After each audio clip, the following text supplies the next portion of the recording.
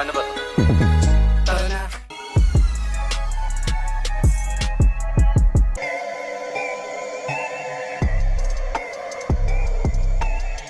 Batas nagsalita na sa issue. Denmark tanggal na ba sa teritoryo? Mainit pa rin nga na pinag-uusapan ngayon ang nangyari sa pagkaban ni Apex. At may pahaging naman na eksplanasyon dito si Batas na para bang hindi niya nagugustuhan ang nangyayari sa Flip Top Battle League.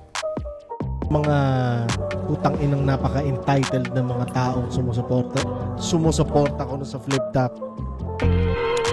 sa mga nangyayari recently. Alam mo yun, parang tangin na naman. Talaga bang puro drama na lang nahilig natin, di ba? Parang fuck, tangin na. Hindi, pero alam mo yun, yung mga akusasyon, aligasyon, parang tangin na. Sobre. Sinabi ko to, nakalimutan ko kung kailan, pero importante ang opinion, pero hindi importante marinig ng lahat. Sa opinion ng isang tao, nakikita mo rin minsan kung gaano katanga eh, 'di ba? So alam mo 'yun, parang tangin na mag-isip-isip din bago magsalita. 'Yun. So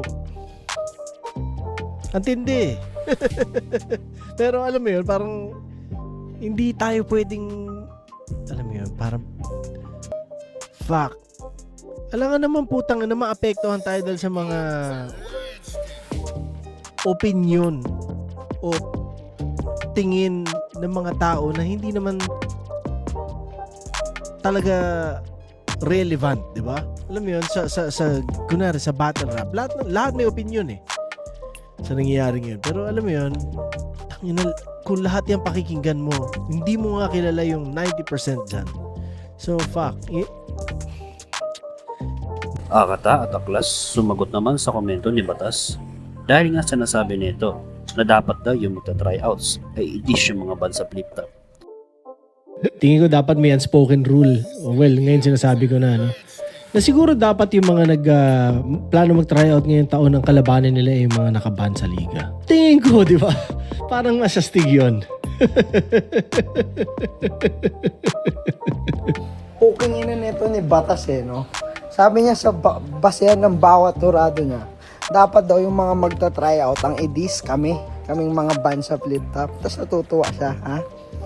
Eh kung sabihin ko kaya sa puking ina mo, magpagamot ka na lang dyan sa Canada, manahimik ka kasi yung atay mo bulok.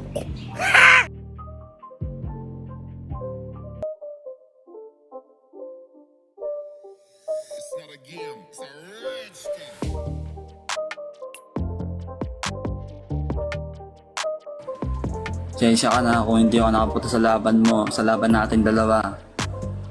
Pero kung iisipin mo, gusto ko mag-battle tayong dalawa sa hindi ako natatakot sa'yo.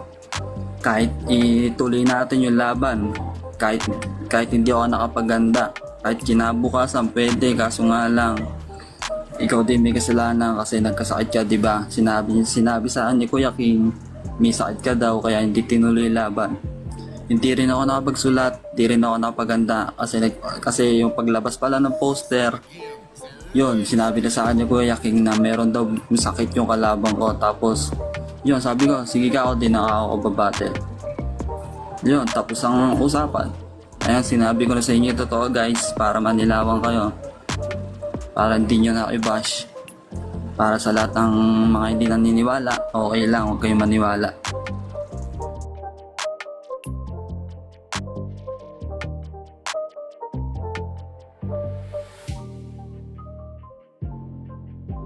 Sa mga bago, palaging pasa lupa mga tol. Kahit ano mangyari, tsaka huwag kayong susuko, huwag yung pag nakarinig na kayo ng negative. Wala na, pag may nambash sa inyo, papatulan nyo agad. Hindi. Sa una kasi, kung susuko ka na kagad sa mga nambabash sa'yo na iilan, parang ang hina mo na eh. Kasi marami pang babato sa'yo pag lalong umangat ka na. Kaya dapat sa simula pa lang, isipin mo na kagad na may mangyayaring ganito at dapat alam mo kung ano yung pangarap mo. Dapat mag-focus ka lang doon at hindi ka makikinig sa mga sinasabi ng iba, lalo sa mga negative.